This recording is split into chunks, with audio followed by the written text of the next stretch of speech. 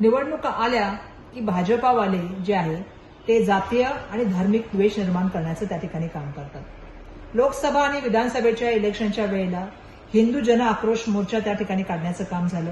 एक है तो सेफ है, बटोगे तो कटोगे सारखी वाक्य वापरण्यात आली। सातत्याने द्वेषाचं राजकारण निर्माण करायचं ही भाजपाची नीती राहिलेली आहे।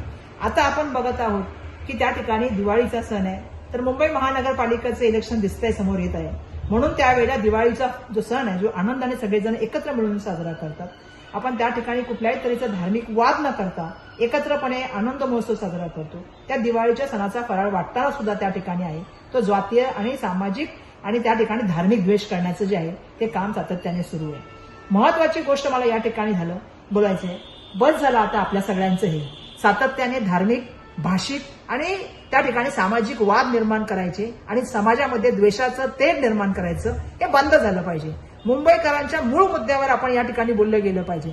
आज मुंबई ही देशाची आर्थिक राजधानी, जागतिक लेवलचं शहर, आज तुम्ही मुंबईला बक्कल करण्याचं काम त्या ठिकाणी केलंय। आज आपण मूलभूत मुंबईच्या प्रश्नाबद्दल बोललं गेलं पाहिजे, पण दुर्दैवाने ते न बोलता सातत्याने जे आहे ते द्वेषाचं राजकारण त्या ठिकाणी निर्माण करायचं।